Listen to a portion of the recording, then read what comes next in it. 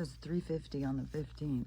And I'm just expecting chaos at any moment. So Ruthie is wild. And she doesn't have great manners. And she is not very trained. Oh, let's see if you can see her, though. She's cute as hell.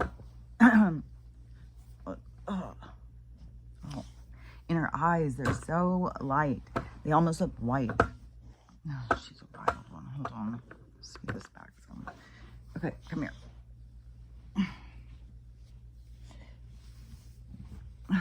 And the other dog, she's huge, though.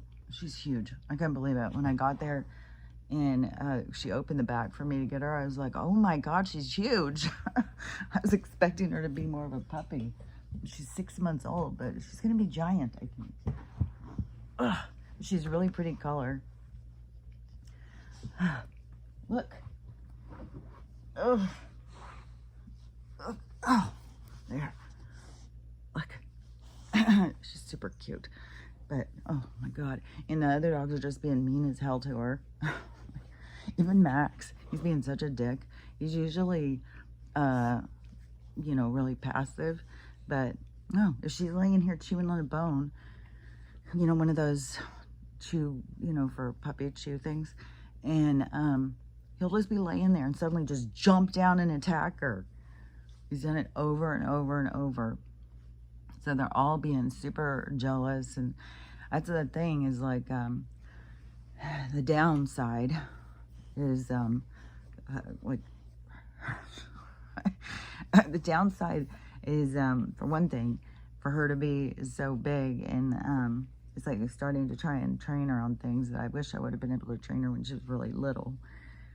But the, because she jumps up and stuff. But the, so when you bring a new dog into the house, then, and it didn't seem to be so much with the other ones. I don't know what the deal is, why they're so jealous of her. If it's just because she's annoying because she's a puppy or what the deal is. But they,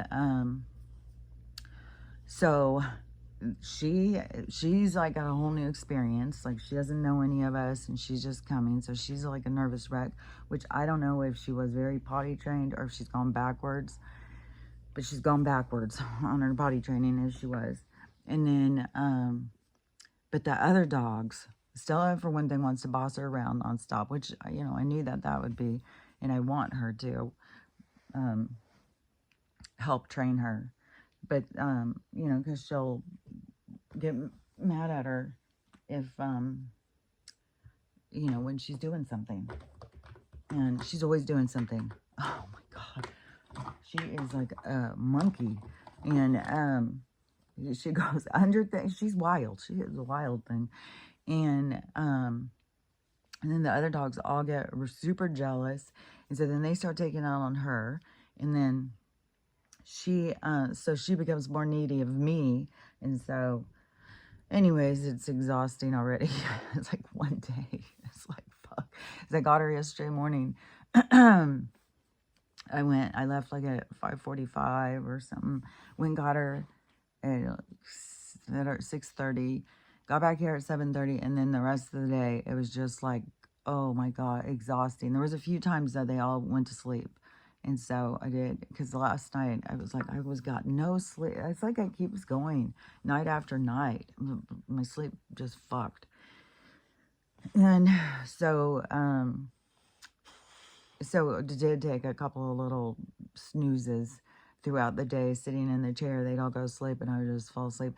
Oh, and this morning when I got up, I was already fucking irritating. From the moment I got up, I went to go check my phone. All the data was already used. 2 days on that Starlink, all my data was used.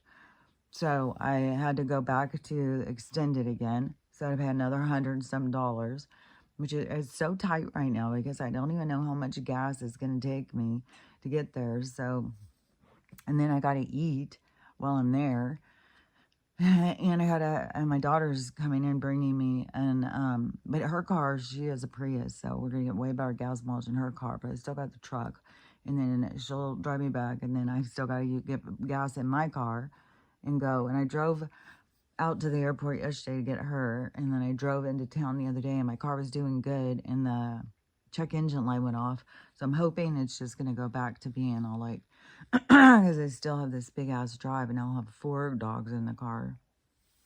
But I'm taking her with me this weekend. So I'm not leaving her with them. I'm not going to tell them what would happen. I don't know. But anyways, they're all in a mood. They're all just, I don't know, kind of stressed. And they're all jealous. And she is just a goofus. And she's so cute, too, the way she walks. It's like her one part of her body's moving one way, the other part's moving the other way. And she's like, she's kind of thick for a pup. Like, she's heavy. And so I'm thinking she's going to probably be like 90 pounds. Because she looked with, next to her mom. I've never seen her mom. I've never seen any of them in person. I only saw her in pictures. And so I thought she was going to be smaller. But when she's standing next to her mom, she looks pretty small. So... when they're, when the, my niece did the DNA thing, because she found the mom on the side of the road, not just on the side of the road, on the side of the highway. So she rescued her, took her, and then did all this stuff. I don't remember what all. I took her to see if she was or whatever. She tried to see if, you know, it was somebody's missing dog. And then nobody was getting her or whatever. And there's a big problem in Texas. And they're euthanizing like fucking crazy. A few states are just way, way bad. I think it's over all the whole country. But there is some that are just really, really bad. And they, yeah, I just had that pop into my mind.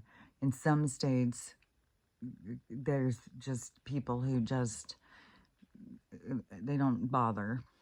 So it's bad all along. It's just a disconnect from other living beings. Like, that's why there's going to be this thing that's going to happen. It's going to be a leveling. And it's like, I don't know. It's like, people have to see. It's like there's certain things that I think are going to make people see. It's like, I think that there's a certain, like this Soylent Green thing that, and when people find out more about this trade industry and the, like the weird food for other beings, and then it's going to see, I think it's something is going to get people to see, like, well, you know, we don't want to be somebody's food, so we got to stop looking at everything else as it's our food. And so there's going to be more of a respect that's going to happen for some people. Not everybody, because not everybody's meant to go to the next thing, but for the people who are, they're going to start having more respect for life and other beings. And so, and then we're going to have other beings coming that are going to be showing us something, like, so that we see. But anyways, is she, I'm already scattered. Let me think what I was saying. That, so she, something about her? I don't know. I'm freaking lost in my own freaking mind. Let me think, where the hell am I? I'm lost in there. It's a fucking desert. There's snowstorms all over the place in Washington State. And I'm just like, oh my God, all the passes, like I would have already been snowed in over there, already trapped over there. And it's not like it's snow just nonstop. But it's like you have to completely watch the weather. And then if you cross over, then you may not be able to cross back. And so then you are have an extended time. So it's not like just zippity-doo back and forth, even though there will be some people who do that. But to me, it's almost, when I look at it, it's almost like a mindless way of living. It's like the world will bend to what my desire is, which I just heard this, because we have like new singers and stuff coming out, and this one was singing about, you know, her vibration and what she puts out and stuff like that. But there was this one part that I was like, I feel like people look at this different. Now I'll have to think what it was. Anyway, I don't know. We'll see if it comes back to me. But there's just certain things that people just look at it like different than, to me, what it really is. And let's see, because destiny and fate is real, and you have a destined path. Oh, when good things. Oh, yeah, okay. Because when her guides guide her onto her best path. But this is the thing: is when you are on your path, which is destined, your guides to me are more to help you learn and comprehend what your path is about. And so when you are on your path, don't just think, well, when I'm on my best path, nothing bad will ever happen. Everything good will just happen. That's not how it is. It is things will happen all the time, but it depends on how you look at it. So you are going on your path, and your guides will help you to understand that even when bad things happen, that it's for the best. It's for you to learn. It's for you to see. It's for you to gain, for you to grow.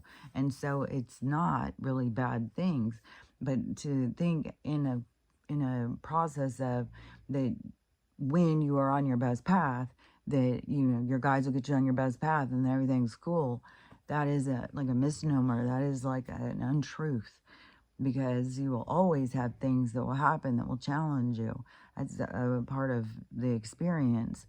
And so just don't get caught up in thinking, oh, these hard things are happening, these challenging things are happening, so I'm not on my best path. No, it's putting you towards your best path, but it isn't. Your guides aren't failing you because bad things happen. They will help you through the bad things. And so, anyways, her song was good, and she had a lot of good, uplifting things. She was a little, a little, to me, a little over the top on the character, like create a character. And but she was singing some uplifting things or whatever. But anyways, I think that is something that people need to understand, is just because your guides guide you towards a certain thing, don't think it's a fail, because challenges happen, or things that you consider to be bad things happen. That's a part of the experience, and your experience is really destined and fated, and your guides aren't telling you which way to go. They're helping you along your path to understand why the things are happening that are happening. That's the communication to me. And when they go dark, and they go where you feel like cold, which it like all of a sudden feels like really cold. When it feels cold and they go dark and you feel abandoned, because this happens a lot. There's a lot of people who feel abandoned by their guides, like, fuck them, they're not even fucking there when I need them and stuff like that. They're not doing that to, it's like they have to shut up. They have to let you process it. They have to let you get to a certain thing. They can't have you jump from here to there. They have to have you process through to get to the point to understanding. So it's not that they abandon you. They don't just come in when they feel like it and leave when they feel like it. It is a part of how the game works. And so you have guidance through the game, but the guides aren't there to try and pull you out of every situation. They're just there to help you comprehend, as things happen, what would be the point? Why is this happening? Why is this happening? They're loud and clear a lot of times, but there was other times when I felt lost. I felt abandoned. I was sitting there, this is way back when I was married to number 2. And I had such hopes. I had high hopes, and then I felt, like, how did I get myself here? What is happening? And I could never see the part of that I wasn't being my own best friend. I wasn't loving myself. I was a product of my environment. I wasn't standing on my own 2 feet. I was being blown from here to there because I had no structure. I had no boundaries. I was just a tumbleweed being blown everywhere and being frustrated. So, and I had to learn to stand on my own 2 feet. I had to learn to stand up for myself. I had to learn to have boundaries. And it took a long, long time. It wasn't, I mean, I went through 2 more after that. And it was like, because, and this is the part where victim mentality will fail you, because then you blame them and then you go back into a situation where you're the same player. And so you go back into a situation, you find yourself in the same game, and then you blame them like, well, it's this, it's that, and it's that they do this. If I was with somebody who didn't do this, everything would be fine. Then you go to the next one. So that's your patterns. That's you continuing your same behaviors and thinking if they change, everything will be different. No, the person that needs to change is you. When you're not happy with things, it's you who need to change. And so, yeah, when my guides were there, you know, as I began to realize and grow and change my own self, then they stepped up all the time. You know, there would be certain things that would happen, and I'd be like, what? What in the world? I thought I was doing good. And then they would hear it loud and clear, you know, boundaries. You're supposed to work on boundaries. Look at it. I'd be like, oh, okay. And so they'll converse with you, but you have to participate in the conversation in a different way. You can't just sit there and blame them like they're the ones who are figuring your life out each day. No, that's a victim mentality right there. Your guides are, and I've talked to people who believe that, like like life isn't predestined. Like each day it's like a new thing, and it's like, do you know how much chaos that would create in this world? Every day was just being planned that morning by all of us. Like it would be absolute chaos. And I mean, it's so chaotic already the way it is, but that is the chaos that's meant to happen. When everything was just, when everybody was just moving through life as the zombie that we were going through, just our 3D experience, and it was very isolated into our own existence, then everything was just moving. We just moved around and went through our transits, and the people came in and out, and we went through our experiences. But then, as we all started questioning these experiences, why is this happening? Why is that happening? And it started bringing us more fluent into what the language of life, then we began to encounter our own realities in a different way, and we began to go outside of our perspective and outside of our reality. I remember one of the first things then my realizations was, oh my gosh, we're all living in different realities. Like there's this part of you, like you just go through life and you're not really thinking about what other people are going through and what everything is happening. You know, you could talk to somebody at work and they could be going through something. You're like, oh my God, that's so sad. That's so hard. I'm not saying that. It's like, but there is all of a sudden a realization like we are all literally living in different realities. And that has become more and more clear as this has gone on, where more and more people are like, oh my God, we're all living in different realities. Yeah, we all were always living in different realities. And we all started waking up to a combo reality, to an overall reality, to the reality around us, which was the experience that we stepped into to be birthed into, which had the control, where we started seeing like, oh, somebody's in control of this shit. Somebody is in control of our lives. Somebody's in control of what we see and how we move and all that stuff. And so that, but us all coming into those realizations at different times has created a chaos, because some of us see this, some see that. And so it's like this combination of perspectives all overwhelming one another, which creates this chaos. And so it's the way it's supposed to happen. It's not like it's happening wrong. It's the way it's supposed to happen. And I want to again say, when you run across people who are living 3D, they aren't failing. They're just living their experience the way they're supposed to. And whether or not that they come out of that experience in the same way you do is their fate and destiny. You can't fail at this game. You come in to like a proposed flight plan. It's already set. And so it's not like people are around you who are doing it wrong. You can't do it wrong. It's like you're always going to say what you're going to say. You're always going to do what you're going to do. It's the repeat. It's like the slowed down version. It's the replay of life. So it's not that you can fail, but we begin to question ourselves, and we begin to over analyze things, and we begin to think like, well, if we made this choice, this will happen. We could make the wrong choice. It's like you can't make the wrong choice. You're always going to make the choice you make, and it's always going to take you in the direction you're meant to take. And even if you could, you think like, well, if I took this job or I took that job, this would happen to that. They're the same, because how many times have we all done this? We've taken a job, shit goes down, some bullshit happens, and then we're like, I knew I should have taken that other job. Fuck, you would have taken the other job, it would have been the same thing.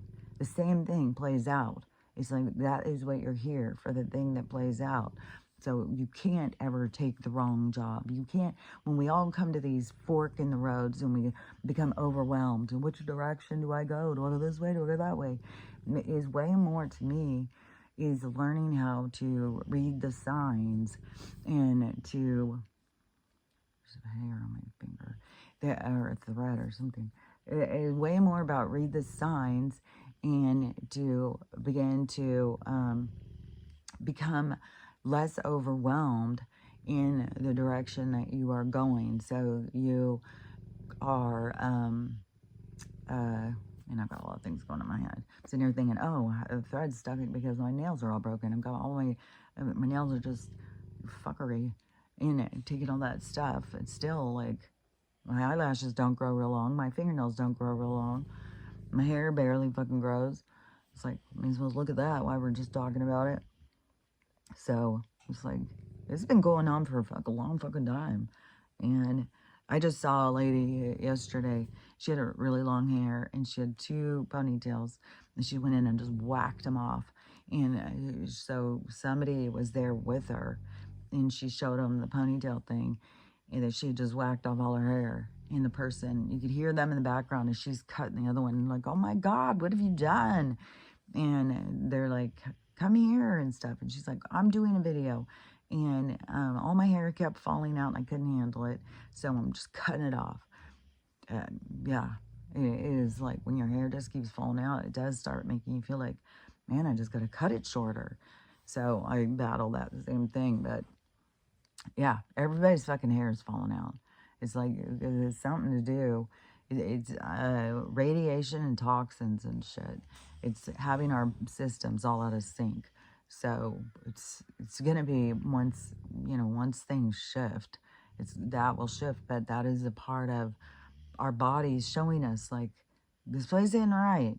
There's problems here. We're not doing well. I swear to God, the other day I was somewhere, and I was at the grocery store or driving through the park. I went to the grocery store to get a few things or something. And it happens all the time when I'm at the grocery store and you see all these different people going in. It's like, what in the hell? Is everybody crippled and 100 years old now? Like, man, you just look around and it's like, fuck, dude. Nobody can fucking walk right. It's like, they're all walking all shifty and funky. Their hair's all white. They're all just like decrepit. Like, oh, it's like, Jesus Christ, man. It's like bad. And every time, it's just like, it's shocking. And I don't know. I mean, pay attention when you go to the grocery store. I don't think it's just like my area. I think because this wasn't even like right up here. I've seen it at this grocery store. I was in town on this one. And then I was just like, especially because I pulled out of my parking place and so I start driving. It's like you had to keep waiting for all these people to walk in front of you and you're like watching them. And it's like, Jesus Christ, man. Nobody can walk anymore. They're all just like limping. They're like dragging a leg.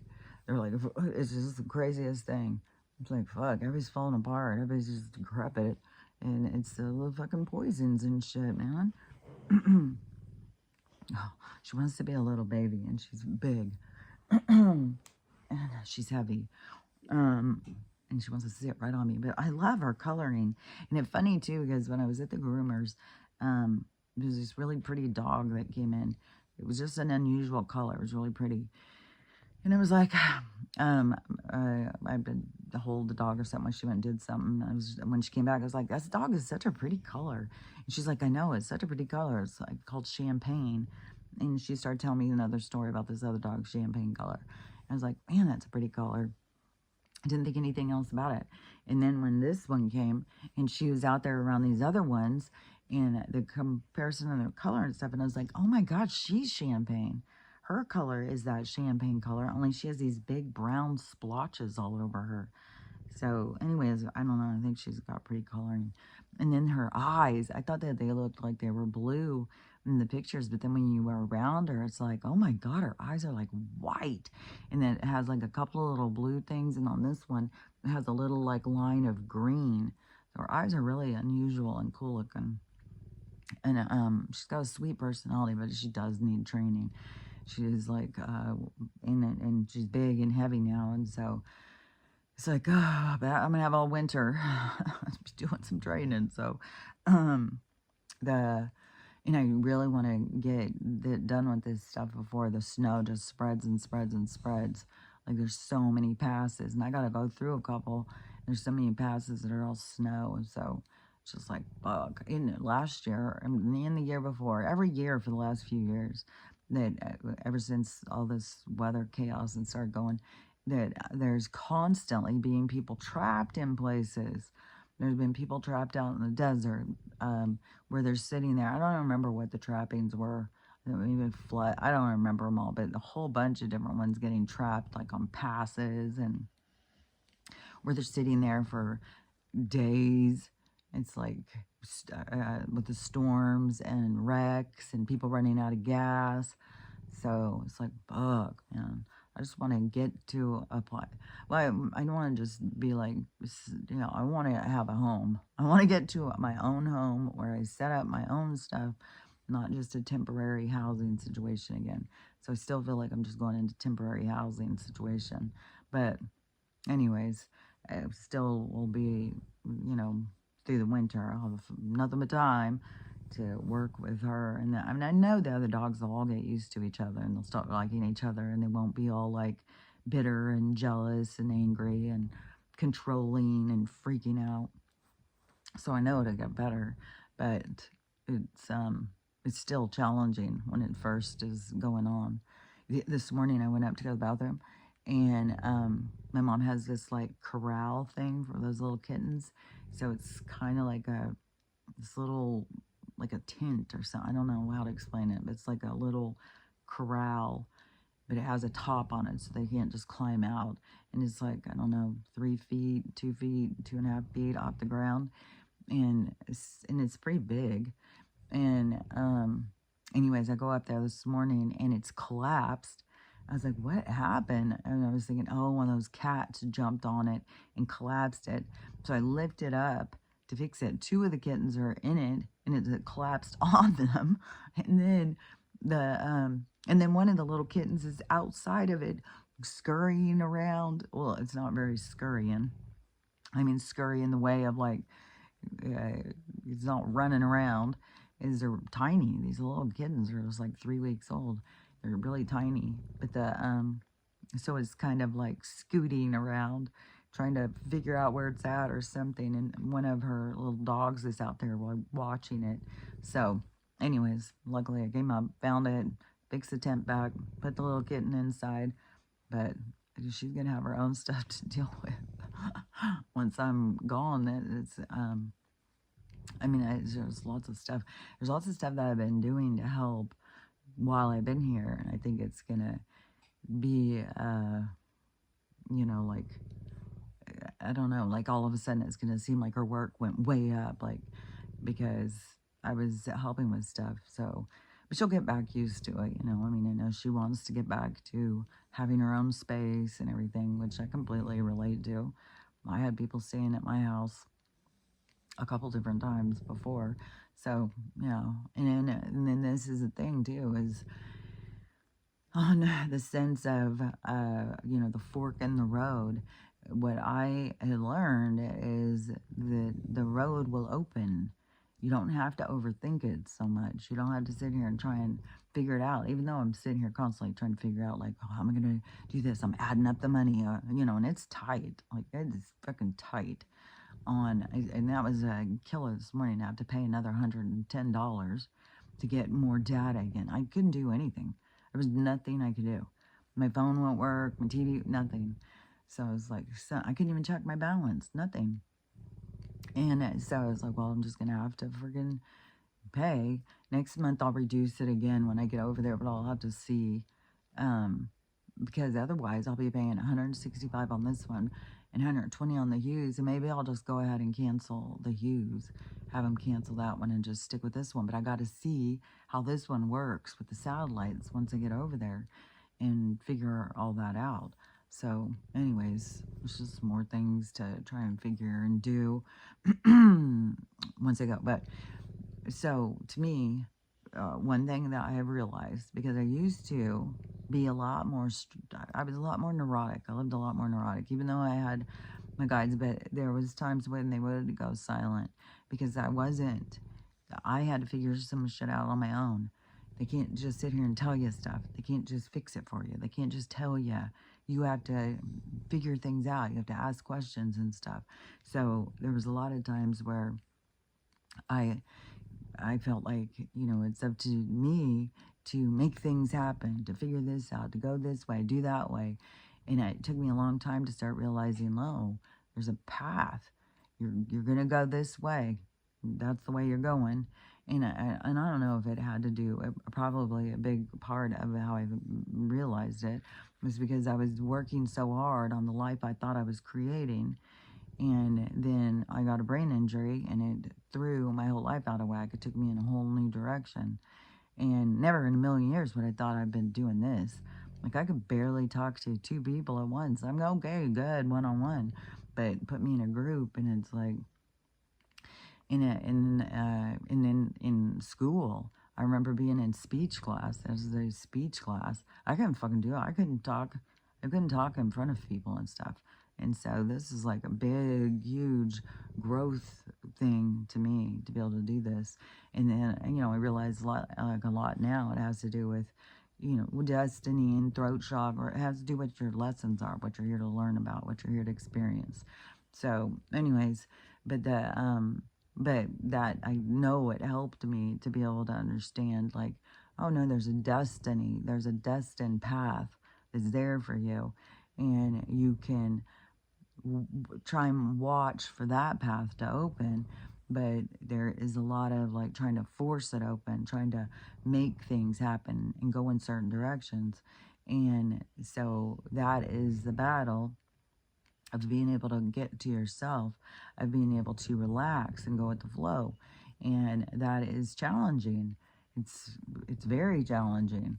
And so, especially when you are having things happen that you're not happy about or not excited about, or you want other things to happen now, you want this to change, you want that to change, and it's not changing. And then you become frustrated and you get out of your guides or whatever. But what I found was that we're not supposed to go around beating doors open. We're not supposed to go around pounding on every door trying to open it. We are supposed to sit back and relax and watch for the doors to open. That's the portal, the path to your destined event. Then as the doors open, you go through them, which all of those things can be very challenging. Waiting for the door to open and then going through one, especially when it's like, where is this leading? Like, what is the point? I mean, what am I doing? And, but there is a reason how things play out. And that's why I say a lot of times you don't understand the reason until you look backwards. When you look backwards, then it's like, oh, I see now. That makes sense. Why that happened and that happened and that happened the way it happened. But a lot of times we get caught up in trying to force things. And you can spend your whole life trying to force things. And that would be what you would be, your life review. You would see like, oh my God, I never relax. And it's not like you're failing or failing yourself or anything like that. It's like you're expending energy that you don't need to expend, and you are not trusting. There's something lacking in your trust. So you feel like you have to go out and do all this. You have to, and then we even take it to the next level. Like we need to fix their life. We need to fix their life over there. If they just did what we would think, then they would be fine. It's like we go to the whole other level when we really need to learn how to focus on our own self and allowing life to happen for us. That's enough right there. That's enough of a challenge right there. And so, because even in this situation, the door that opened is going into, it's another step up, like I'm gonna have a bedroom and whatnot, but it's not a stepping into my own home. And, even leaving that one, there was a part of me that thought like, oh, it'll be real quick. I'll be out of the garage, I'll be in a new home, like everything's gonna happen quick, which, everything drags. Even right now, we've got all this stuff going, and to me, baseball is slow. Yeah, that's for sure. But there was another thing that I was seeing this morning was the stuff being super slow. Well, it has to do with it has to do with like equilibrium. It has to do with people like slowly return, but there's going to be abruptness to it. There's also going to be a flipping. So, but there is this getting ready for the flip. And so that is the slow, kind of tedious part. But there is always things that are happening. So even right now, there's a lot of stuff happening with the stuff. And I don't even know, because today is the day where there's all these things. My check went in. But there's all of this money that the government's supposed to pay out today that they didn't make a deposit for.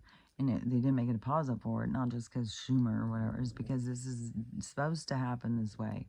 It's supposed to crash. It's supposed to show us something. It's supposed to have something play out so that it takes us to the next step and the next step and the next step. And a lot of things is to expose things too. Expose the corruption, expose why things have to change. And so whatever happens today, and it could be slow and tedious still, but we're still going and maybe we're going to go into the second inning. We're going to have to get people back on the bases again. But I know that it's going to get to the point where it's going to be, someone's on every base, and then there's going to be a home run hit, and then they're all going to come at the same time. We're just going to flip over. So that is, it's coming. So it's not like, even when it drags, it's still coming. It's still up there. And that's like the destined event. That's like the cosmic thing you can't change. Like these things are going to change. But so then when I think about coming here and being here for so long, but there was things that had to happen or heal or learn or grow through this period of time. So this transit, this period of time in my life had to occur because there was growth and expansion, and then the next will go, and then whatever is that one is about. But everything is the steps to where you're going. So it can feel like, well, it should be in a different place. This should happen, that should happen, but it's gonna happen the way it's supposed to happen. So, and then when the door opens, you could be thinking, well, I'm not going there. That's not what I want. I'm not gonna do that. And the thing is the doors open for you to come through. And it could be in some people's lives, like certain doors would open, and their life lessons have to do with recognition of what's good for them and what's not good for them. And they have to see like, well, I shouldn't go that way because that's not going to be good for me. I should go this way. But everything has to do with what it is that you're there to learn. Everything is this destined path of learning. And so to me, this is the door that opened. It opened wider and wider and wider. And so it's, it's where I'm supposed to go. The next thing is what I'm supposed to be doing. What it all has to do with, I don't know at this point. Just got to see. But I know it's still transitional. It's still a transitional period. It's not my forever. It's not my home that, I'm not going to be, this is my home that I'm staying at for the rest of my life or something. So, but there's a reason. There's a reason that the universe or my path is taking me in that direction. And that's the thing. And that's the other thing too, is things are going to work the way they're supposed to work. So, I sit here and going to overthink it. Oh, well, trying to add this and add that. But it's going to work itself out because it's a set thing. So it's going to take me to that place and it's going to get me there. And I can sit here and stress out and try and overthink it, but that is me stressing my own self out and not learning how to relax and to let life happen for you. And that's challenging enough right there, trying to let life happen for you.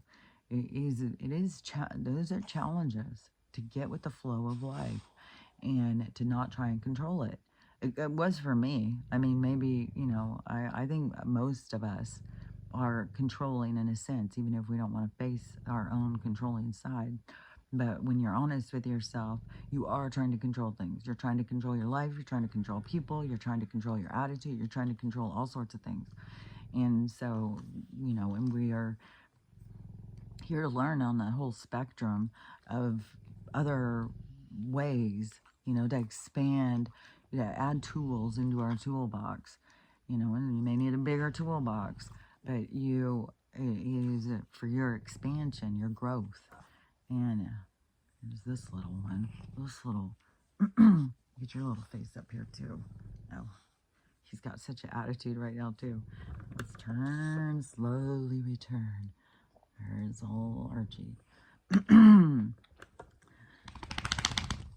So, this one, she's heavy. She's just laying on my lap, sleeping.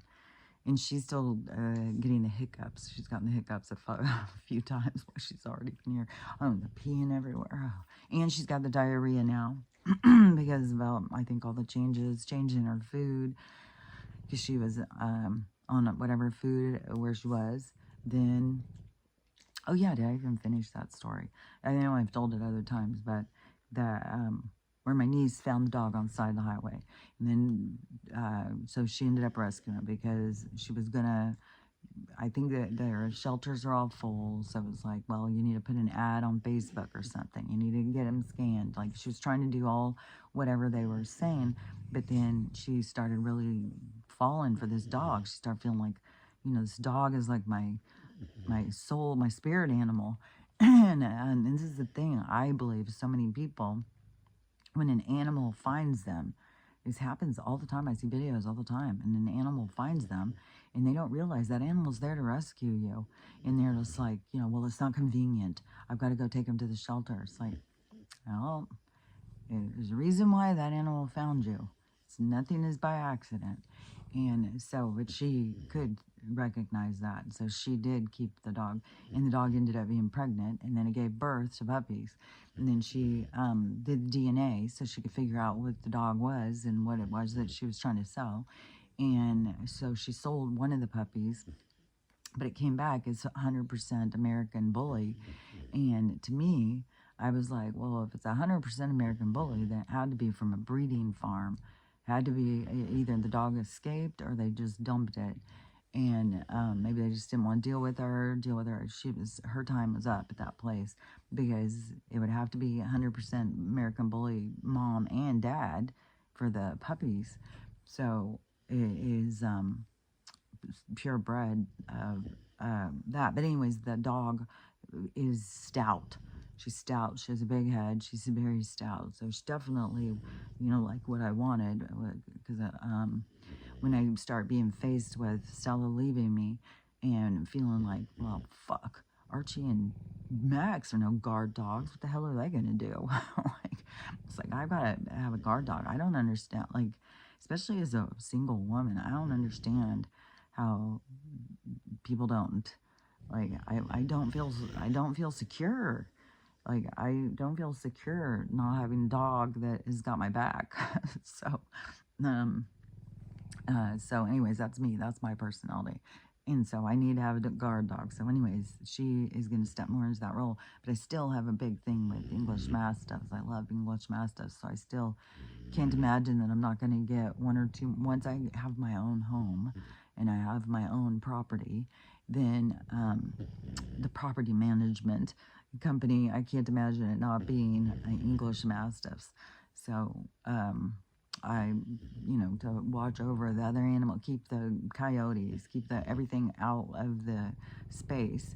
Because if you have chickens, goats, or any of that stuff, you got to watch out for the wild animals to come in and eat your domesticated animals. And English you gotta have for your guard dogs for your yard. That's where a lot of people get these big giant dogs, because they can run off things. And so anyways, but that's my breed that I like, is English Mastiffs. So there's a lot of big breeds.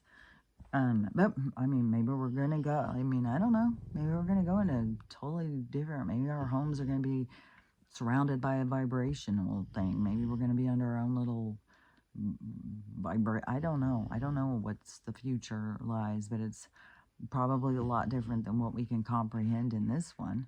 In this world, we have limitations in our comprehension, but we're going into a huge expansion that's going to take away all of these different limitations. Can you hear all the snoring? They're snoring in there, snoring over here, snoring everywhere. Her snores seem so little. Her bark is so little still, too. It's like this little baby bark. And, oh my God, and still won't quit barking at it. Hers is fucking huge bark. It's so fucking loud. And her snore's loud. Her snore's big. This dog, she's got a little snore in this little bark. But anyways, I know she's gonna grow. Like her arms and her legs, they're like stout.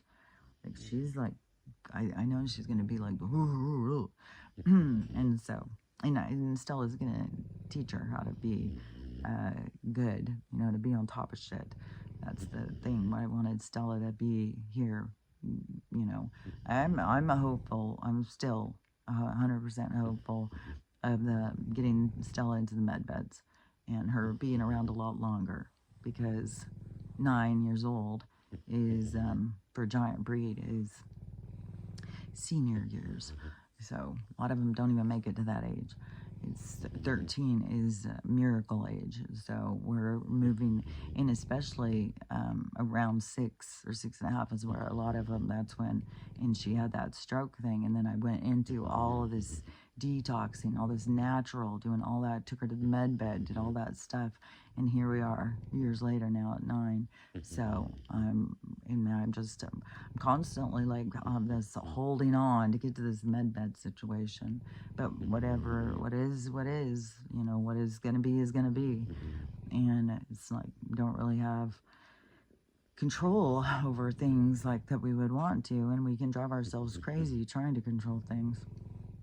And a lot of things in life is learning how to release things and going through the experience of loss and learning from it.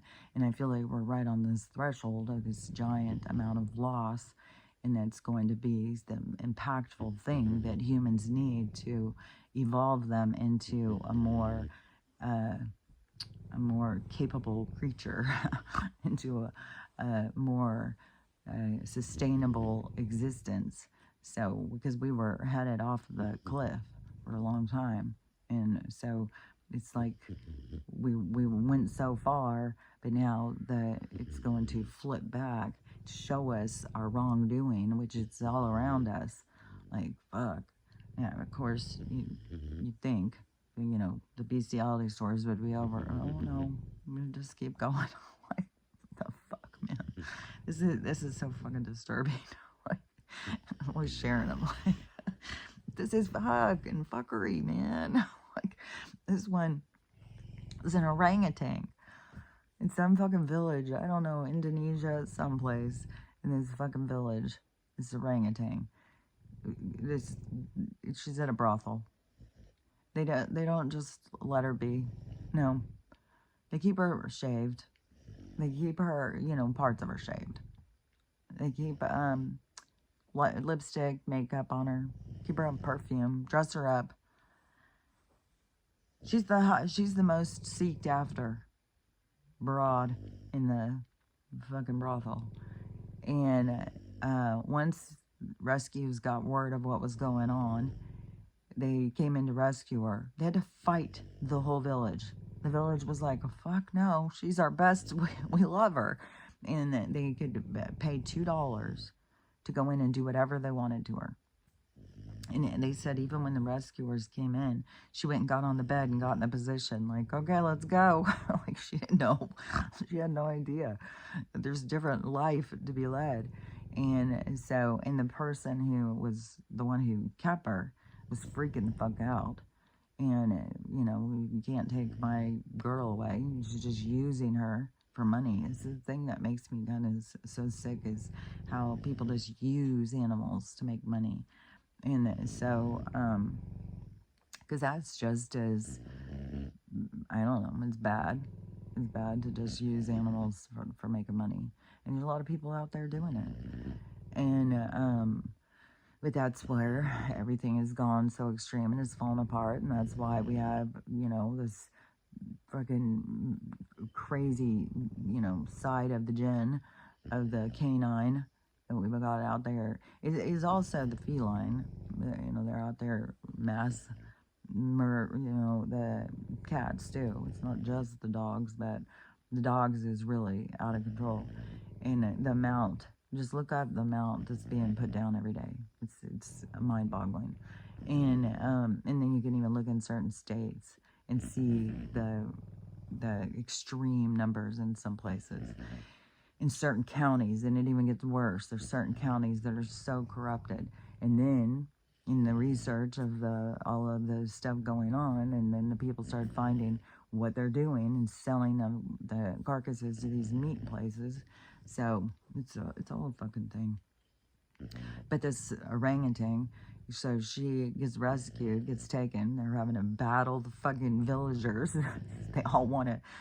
It's like, what in the bestiality fucking town is going on here? What is wrong with you people? Like, fucking hell, man. And so they get her to a rescue place. Then the lady keeps coming to see her. And they said that every time the woman would come, the orangutan, I can't remember her name, but she would start freaking out and just go in the bathroom everywhere, So then they started telling the lady she couldn't come anymore. But they said that she's doing really good. She's very, she won't, there's all these male orangutans and stuff, and she doesn't want anything to do with them. She's like, no, I'm on my own, girl. I don't need you. So she's very independent. She doesn't rely on any of the men orangutans. She's just very lone wolf out there. And they really think she's coming a long ways and growing a lot, but that she'll never be able to be released into the wild. She'll never be able to. The only wild she knows is the fucking brothel. So it's like, no telling how wild that they got in there. It's like, what in the fuck, man? This bestiality shit is like over the fucking top. I was like, god damn. And Crystal, like, I don't get it. I don't get, like, are they just so out there with their fetishes, or do they really feel attraction? Like, oh god, I love them. Oh my god, I don't know. There's so many disturbing things because everything is coming out into the surface. It's like, oh my god, this world is full of fucking weird sickness. Like I think we need to have respect for animals, but that doesn't mean we need to take them on as sexual partners. It's like, what in the holy hell, man? So disturbing. So, anyways, but whatever. With mine are my little my little misfit family. Oh, which I just saw is this guy. He was talking about weird people who talk to your animals in full sentences. He's like, you guys think that they understand you? And so, of course, I commented and I was like, oh, you're hilarious. I said, yeah, they 100%. I talk to my animals in full sentences. They 100% understand. I said, you people who talk in limitation, but creating the limitations in the language for talking to your dog, like you think they're stupid, but it's you.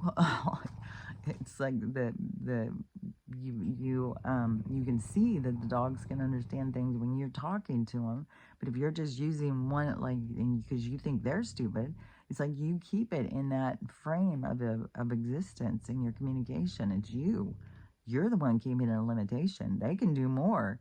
You're the one who keeps it that way. And I didn't say all that. I said the first part. But anyway, so when I went in to say my comment, I started reading the other comments to see what people were saying. Everybody was saying the same thing. Everybody. Everybody was like, I talked to my dogs in full sentences. And some people were doing the studies showing, in the studies show, dogs can understand 80, 90%. Dogs can understand the same amount as toddlers. You know, you can just talk to your toddler in one sentence where, you know, like one sentence, walk, eat. I was like, wasn't a caveman? So, anyways, and even if they don't understand every single word, they understand the context.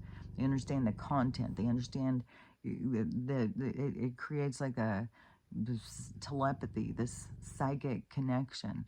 So yeah, communication. You use your communication, whatever it is, and they will pick up on shit. They totally do. So and then you stay open, you can pick up on what they're telling you. You can communicate on another level, but yeah, don't just treat them like that they don't have any sense. It's you who doesn't have any sense. There was another thing that was coming in my mind when I was saying that too. Oh yeah, because this man talking about fucking because it goes not just in the abuse of animals, but the whole next level with the kids thing. And more of these people who are doing in their own kids all the time. And then some trying to hide the crimes and stuff. So another one just got busted. And they're also sad too, because these people are so abusive to their kids. I mean, and you know, and that, like, it would be familiar, you know, it would be easy to just judge them as being the initiator of this trauma, but they are also traumatized. There's also nothing in them. That's why we need to not just be freaking knocking out kids all over the place, because people need to heal themselves. They're no way ready to be taking care of somebody else when they don't know how to take care of themselves. And so, and it's going on so much in so many different communities, and and a lot with minority communities, which I'm sure there's a lot with the other ones too, but these ones keep going and going and going. And where, you know, like a girl beating her child to death because she walked in the room while she was having sex, and so many of these things. And this one, I don't even know what the hell this, you know, these people just got busted. And I don't remember what it was, why the cops went out to do this check or whatever happened, and they had moved, just moved or whatever it is. But it was that, and they found the decaying body in like a crate, and they figured out this little 12-year-old girl, when they've been doing the autopsy or whatever, the investigation, that she was beaten and malnourished. So that's what I'm saying. Like they hold food back. They beat. It's extreme violence, and then not feeding them and stuff. So and for people to be able to do that, there's something missing. There's something traumatized in them. But these are all soul things playing out. These are all opportunities for souls to grow, but they continue their same behaviors because they don't want to look at things. They don't want to do better for themselves. But that's what the lights are coming in on everything to really show you. So because souls have been trapped in these entanglements for so long. And so This one, so the mom has been charged or something, is being held on like $5 million bond or something. And, but now her sister also, and she's being held on 1 million. So whatever they said that she participated, now the dad or the boyfriend, he has been arrested because he went and bought the crate. So he was helping with the disposing of the body, but she's been dead for a while. They've already moved her. This isn't their first time to move her.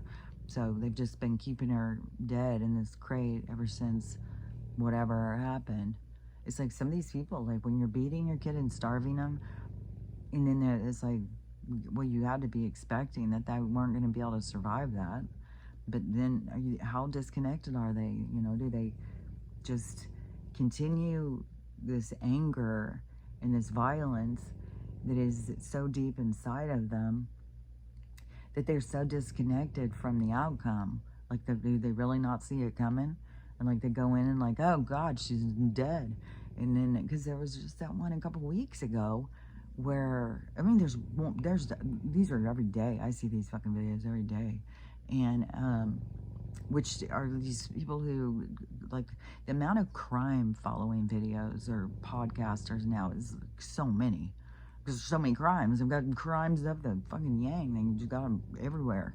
They've got just like, I swear to God, I can't even believe it. But somehow on my algorithm, those come up all the time.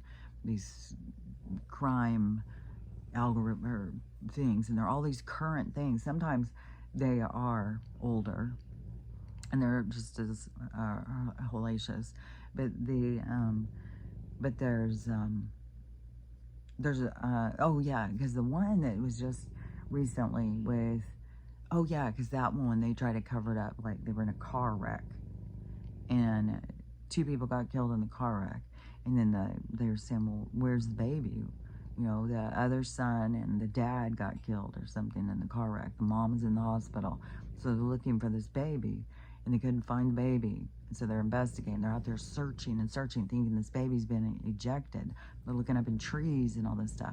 Can't find this baby. Can't find this baby. So they call out the dogs. I mean, they're doing everything they can. So then they have to go further into the investigation. Well, where's the baby? Was the baby in the car? Who has the baby? Where was the baby at? So start doing this investigation, and then going through phones and stuff, and then finding all the communication between the mom, the dad, and the grandpa. And so they were torturing this baby. It was horrible. And the baby had been dead for a long time. So, and it was hidden. And so there's all these people that they do all these horrible things, and then their baby died, and then they just hide it. There's one that's going on right now, another big one, of a woman. She had, I think, a 12-year-old too, and it was a kid on the spectrum, autistic, only severely autistic, I guess, nonverbal and stuff like that.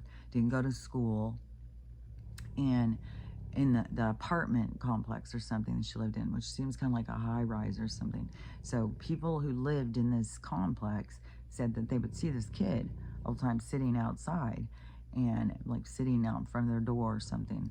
And so they all had seen this kid. The kid didn't go to school or anything, but they had seen this kid, and suddenly they didn't see him anymore.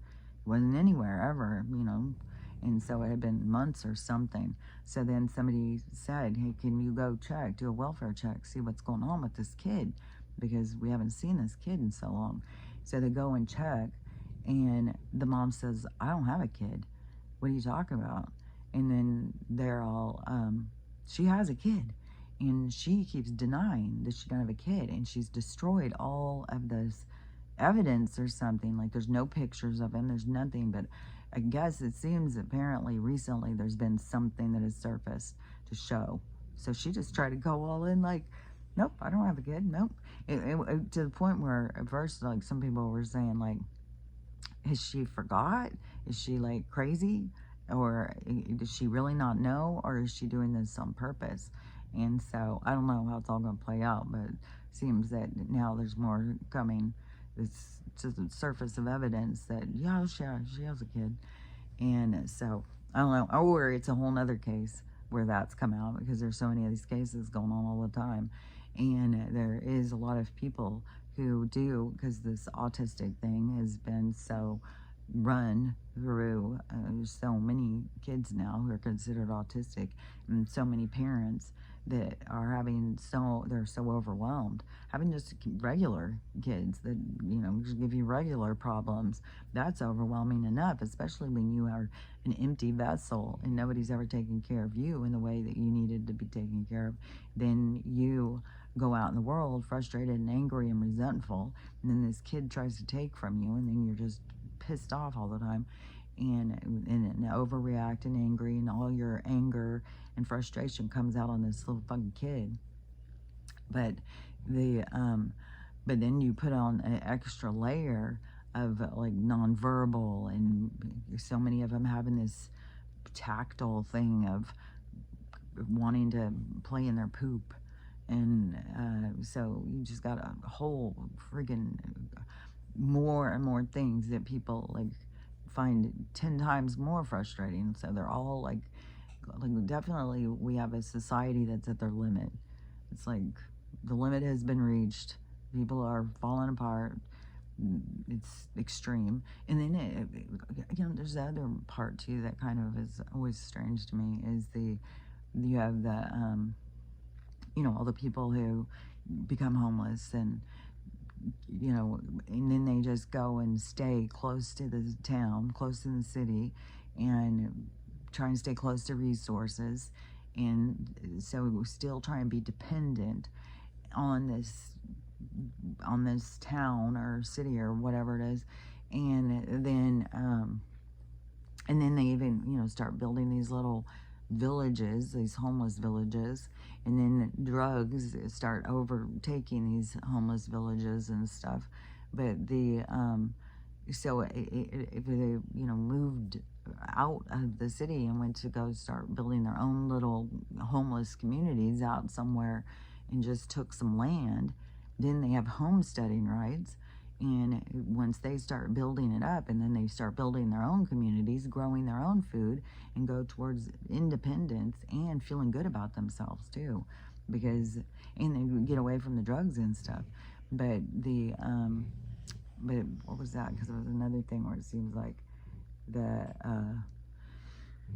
people just stay in the toxicity. They don't go towards this independence. They stay in this dependence mode, and it becomes more and more and more toxic. And there's just so many. There's another reference I was going to give over something else I was talking about, but I can't think of what it was now.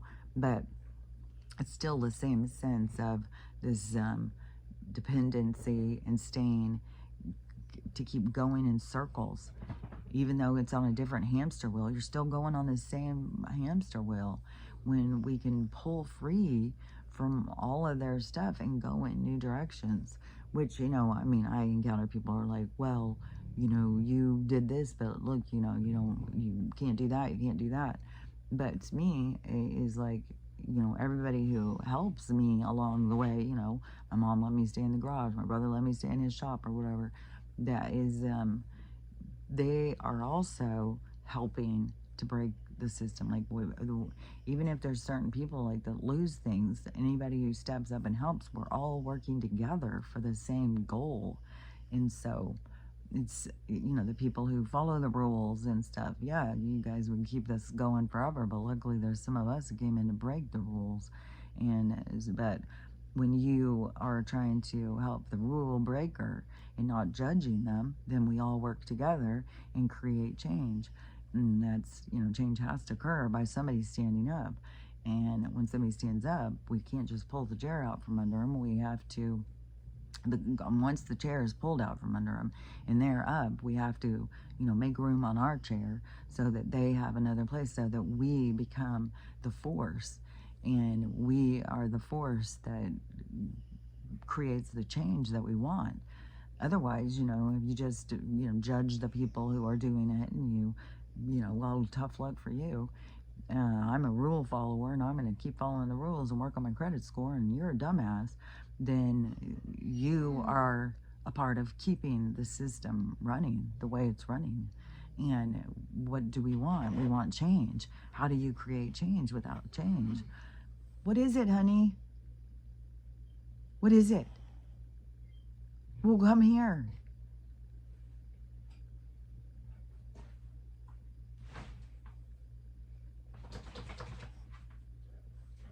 What is it, lady? Did you wake up and I wasn't in there? Did that upset you? What is it? You gonna lay down? What are you doing?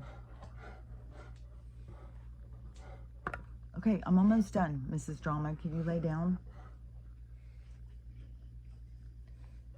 I don't know. Maybe she had a bad dream. I mean, everybody's having weird dreams. We're all fluctuating through realities while we're going through this world of change. So, but I didn't have any weird thing happen about time yesterday. Like, so whatever, all this time incongruency, I mean, that just seems like it's been going for a long time, but I didn't see any big thing, you know, yesterday that was like, whoa. It's just like constant. Every day there's weird shit going on. And so it just is a steady flow of weird shit to me. But anyways, let's see what I was going to say. So going with the flow, going towards independence, not being judgmental, all coming in unity, helping one another, seeing that you're playing an important part. It's not just the rule breakers.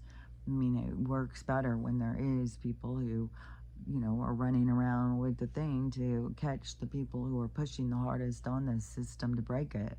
And but when you are, you know, sitting in judgment and pulling away, then we do create more crisis, and people don't know how to save themselves. I mean, the more that we all come together in unity, the more that we become the power force, the more that we become what they fear. That they don't fear us as divided, whiny ass victims. They don't fear that. That's why they want to keep this society like that. They fear us when we all come together and know our power and strength, and we all can see the common enemy, when we can all see what the enemy is. And we've been being shown this so much. I mean, that's a big part of Donald's role, is to show us who the enemy is. And there's still more with this guy, Harry, who keeps, you know, now he's like Alec Baldwin. He's a good guy. He's been playing all along.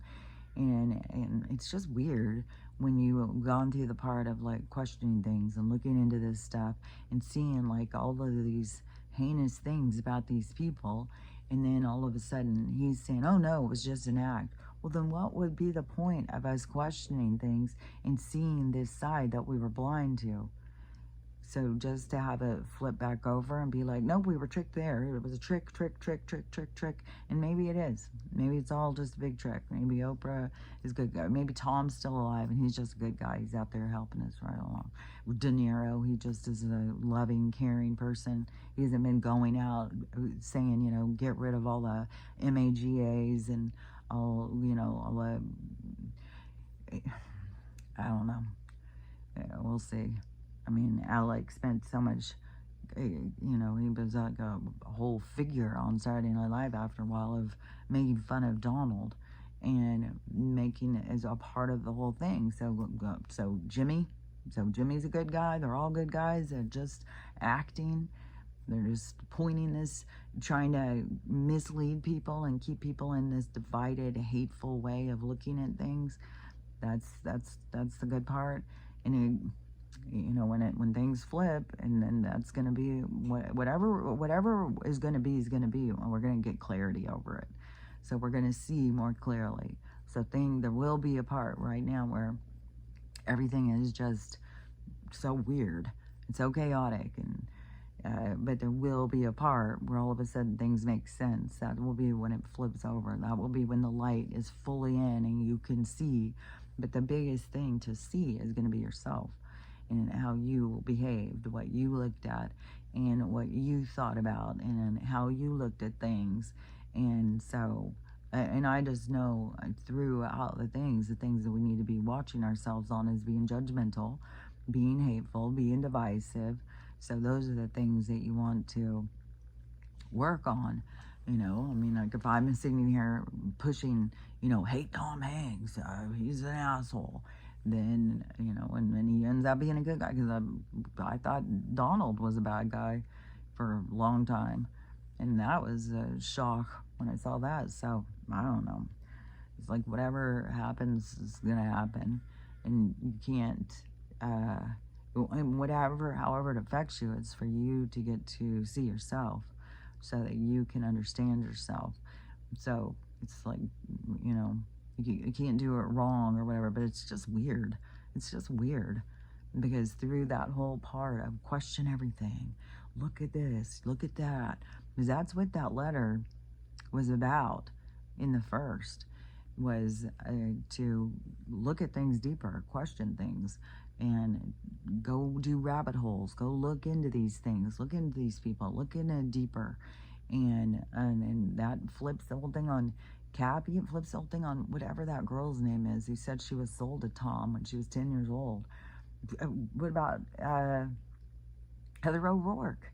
What about that? What about the red shoe? Like, I don't know. Like, we'll see. I mean, I know that there's, I don't know, because it kind of also, it seems like that there was a way that things were going for a long time.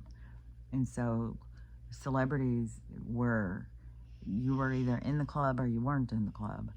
And so in the club was its own was its own thing. We were all oblivious to it. We were all being sold People magazine to try and worship their lives that they were being controlled and contained in, and not really seeing what was going on.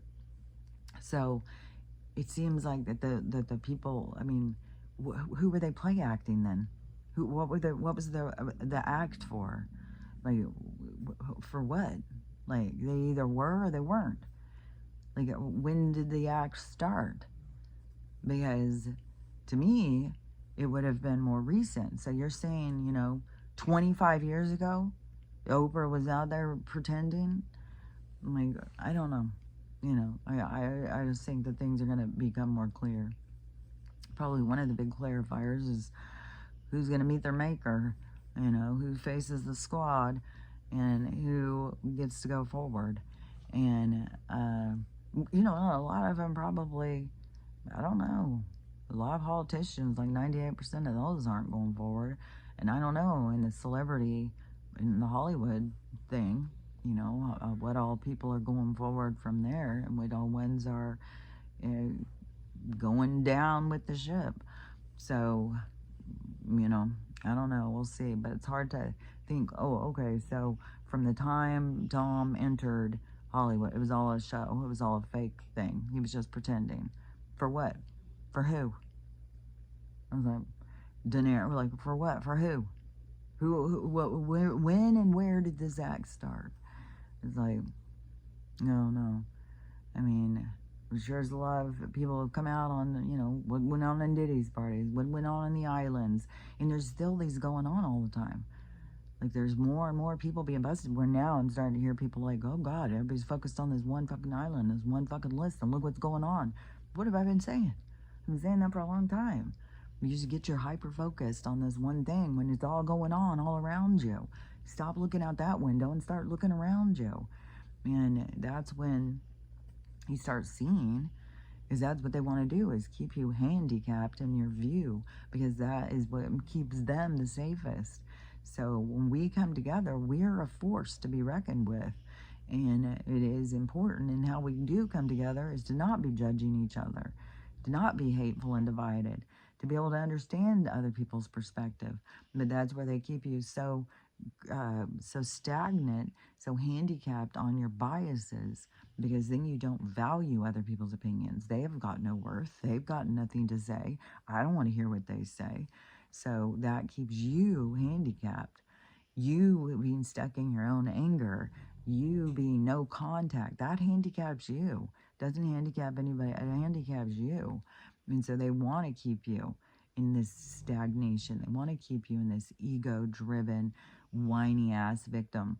But then when you can break out of it, then that brings us together. Little by little, we come together. And the more that we come together, the more that we are the force that they fear.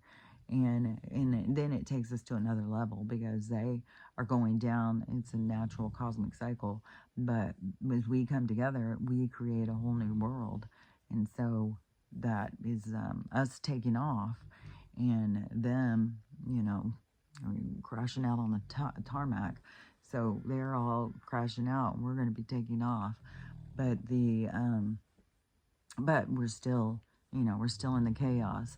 That's funny too, because yeah, in the micro macro, well, the chaos that's going on in the airports and stuff, and whoever the air traffic controllers, and there's becoming less and less of them, and but I think that there's going to be a lot of changes over how we uh, move around and stuff. I think that there's more and more being shown of the corruption behind all the different corporations.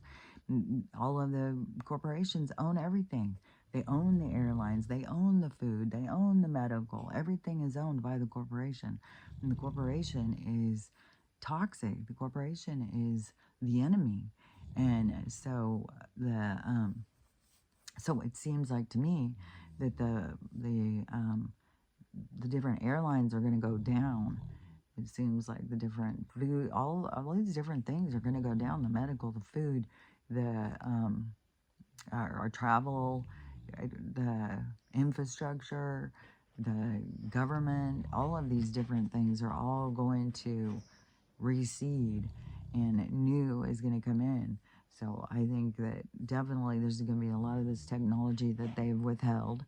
So we're going to have a lot of changes, which to me, I would be excited for us. So all have our own little spaceships, our own little hovercraft. And maybe that's a big part too, what they're going to be, these aliens that are coming. Maybe that is going to be a big thing that they're going to be helping us with, is this new advancement through technology, which this is kind of strange because, okay, so we got the Atlas that's coming in hot. I mean, you'd think it's going to be here any moment because before they said it was supposed to be here the 17th. So we'll see. I thought, is it going to be here? So whatever's going with that. And and it seems so weird because there's so many people that think like, there really is aliens, you guys. It's like, it's so weird. It's like, yeah, there really is other beings. We were never alone. We've never been alone, and they're way more advanced than us. And we've been in control by other beings. And there's a whole lot of other beings and groups that are here. Other beings that have colonized to here, and they've become different groups, different tribes and stuff like that. But what was I gonna say? Because now we've got another one of these anomalies coming from the ice wall from the Antarctica. So we have this other humongous energy thing that's showing up on radar. This is huge, where people are like, "What in the world is this?" And I was just like, it's kind of weird because it would seem to me that it would be a ship, like something is coming, and it almost is like, it seems like it's coming from space, but is it really coming from the water? And when everything flips, all of a sudden we're going to see, like, is it the Atlas and it's coming through the water and we think it's coming through space? I don't know, but it's what it made me think of. And maybe it is like a meeting, a merging of the water around us, realizing that that is the space that we think is space. And so something's coming from above us, something's coming from under us, but we're going to flip, and then we're going to see. I don't know. It just seems kind of strange all at the same time, all these different things happening. But anyways, oh yeah, and like the fall of Taylor Swift is just going harder and harder. And it's kind of weird too, because they do get these people who seem to come out of nowhere. Because supposedly she was like some young girl on YouTube or something, and she was writing songs, and she started getting a following, and then it just blew up, and it just became, but the same thing with, what is that other girl that is the, her name's not Elijah Blue, it's, Billie Eilish. The other thing too with the Billie Eilish, it was like the same thing. She's sitting in her bedroom, and there's another one right now that is a young girl and her brother. So she's 11 years old, and oh my God, her singing is, and her and her brother play guitar, and she sings, and she's got great. They got a cool sound, but but you know, was this the next one that they were going to do, or is any of this organic? Is it all like? This is another thing that I think is so fucking weird. So now they've got AI actors and AI, like, you know, some AI actor just got a contract or something for $3 million. So now you're telling me computers are out shopping and spending money? Like, why would you need to pay a robot? Why would you? What are they going to do with the money? Like, this is absurd. This is absurd. Like, what the fuck? So is it to go to their agent? Is it just part of the laundry system? Like, what the fuck are you talking about? We're going to give him fucking AI actor $3 million contract. Give me a fucking break. Like, goddamn. I fucking talk. I swear to God, I just don't even fucking know. Like, there's an app that you can put in pictures. Like, you can just put in old pictures. Like, you can find old pictures. You can put them in this app, and it brings the pictures alive. And all the people start moving around. So you're telling me that this AI actress, you can't, why would you need, give me a fucking break on this shit, man. It's fucking ridiculous. But so there's, what was I going to say before I went off on that little tangent? The AI, the money, the system, the nonsense, the bullshit. I can't remember what it was I was about to say before all of a sudden this lady AI actress contract for $3 million went and came flying in. It was like, that was so fucking ridiculous. I swear to God. You're going to give contracts and shit to AI and to robots. Like, what in the world, kind of world? Yeah, we need robots out shopping now. Like, they have desires. They want to dress nice. It was like, shut the fuck up. The AI computer person, oh, well, she wants to dress nice. Oh, so she needs to pay her to dress. Like, give me a fucking break. It's so fucking stupid. So, it's so ridiculous. I mean, literally, it is so fucking absurd that it's, like, it's ridiculous. Like, it's hard not to just laugh at how fucking stupid this shit is. And there's people who get really pissed about it, too. To me, it's like, it's so fucking ridiculous. Like, it's so absurd. But, what was it? There was something else I was gonna say. And I know as soon as I finish, then it'll be like, oh, yeah, god damn it. Well, tomorrow I will be able to record. So I'll record in the morning before I go get the truck. And then tomorrow is going to be loading the truck, which I can't imagine it's going to take more than a few hours. But I can't quit fucking putting it in my mind. But okay, I'll stack this over there. If I put that there, I'll put this there. Like trying to rearrange this fucking truck. Where you start thinking, oh man, should I just go tell them I want to get a 20-foot truck? But I don't know about driving a 20-foot truck. 15 foot seems like, okay, I can handle 15 feet, even though I'm going to be way off the ground. I still feel like, well, I could handle it. Then, 20 seems like it's getting extreme, but I gotta see if the 15 will fit. I guess if I start filling the 15 and then it starts seeming like there's no fucking way, I could always go back up. Well, I could always go up and get a trailer and get it, but then see, I gotta spend that's extra money to leave it there. It would be cheaper to unload the truck, go up and get a bigger truck. Because then it's going to be extra feet anyways. I don't know. The whole thing. See, my mind just goes and goes and goes and goes. And I know it works out the way it's supposed to work out. And I'm overthinking it. And I'm stressing myself out on something that's going to work the way it's supposed to work. And there's nothing that I need to sit here and fucking stress out about. I just need to just go with the flow. Just go get the truck in the morning. I'm going to come here, take the dogs upstairs, and unload everything. Their dogs are going to freak, man. Because it's going to be so empty in here.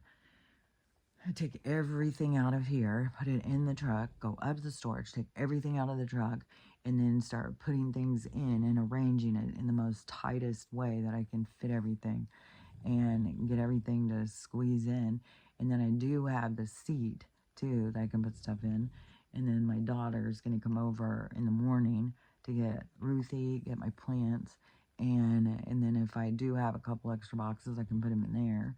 I'm going to be leaving all my paintings, so I could leave a couple things upstairs with my paintings probably. But I'm sure I can, just like with that trailer. When I looked at the trailer, I thought, oh, no fucking way, man. This is so small. I'm not going to be able to fit shit. And then I fit way more than I thought I was going to fit. So I'm sure it's going to probably be the same thing with the truck. I'm going to look at it and be like, fuck. But then once I start putting it in and organizing it and getting it all fitting in, that it'll probably fit way more than I thought it would. So I'm sure it'll be fine. I'm sure I'm just stressing myself out over nothing. But there was some other absurd shit that I was going to say that I wanted to finish. Dang it. Can't remember what it was, but let's look at this. That is what's going on there. And I yesterday got my aloe vera, my new one that I bought, and I put it on a bunch of Stella stores and put it on my eye, and it smelled so different than my mom's aloe vera. I was like, that is so weird. It has a different smell. It smelled so planty. It smelled so like a deep fragrance, it was weird. And so I don't know if one's better than the other, if one's more, I don't know. But my aloe vera plant is doing good for $30. You'd think it would be. But anyways, my aloe vera plant's doing good. So, and I need that as a part of our medicine. And but still, once I get into the med bed, see, all these little fucking CAs and all this shit is gonna be gone. And there's so many fucking sick people. But the thing is, too, is it isn't just based on, oh, well, now the numbers are up on the sick people. It's each individual and what they're here to learn and experience. And a lot of people are here to experience the bad things happening and to pull yourself out of them. And that's where I was saying is like, but so many people don't go to that level. They just keep on spinning their wheels and spinning their wheels. But the things happen so that you save yourself. You are your rescuer. And so it's like you got to step up for you. So anyways, but that's how I see the things and why they're happening and stuff. And everything is set. Everything is all being done the way it's going to be done. And these other beings that are coming are not coming to eat us. We've already had those ones. They've been here the whole time eating us. But there is ones that are coming to as a part of our advancement. But see, we have to be more open to advancing, to allow them in. But that's what they're bringing, is the advancement to us. So yeah, if we get our own little ships, our own little hovercraft, our hover cars, we can zip around and go places way faster. And then we start understanding more with the portal system. And you can zip over here, zip over there, just going all over the place. Then, you know, and we can take in our dogs if we want to take. But, oh yeah, because the airline thing where I was like, you know, them going and spraying stuff. And there's so much, you know, following orders. It comes from the top. Well, the top is the corporation. And the top is not out for our best interest. The top is owned by the top tier, the ones that are eating at the top of the food chain. And we are their food as long as we stay in the ignorance. And they keep us in ignorance. They keep us in distraction. They keep us in fighting. They keep us distant from one another.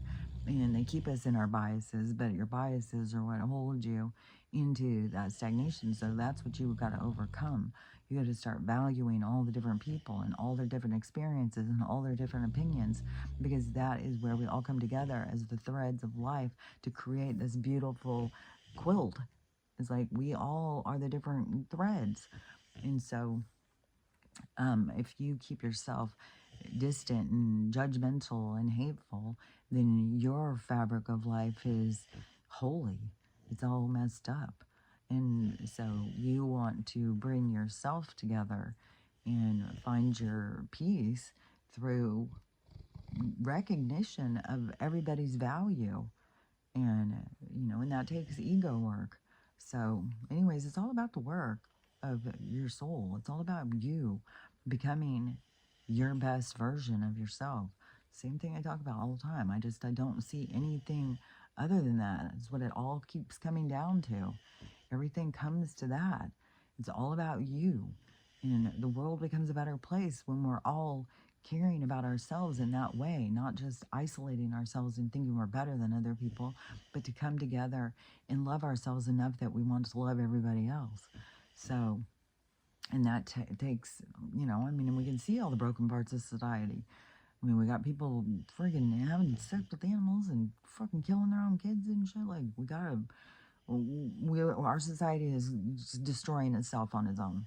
Like, and it is being done through hate and bitterness and violence and anger and judgment and resentment and all of that stuff. It's all the toxins of this world. And everything is the micro macro. It's the toxins and the parasites that are fucking doing in this world.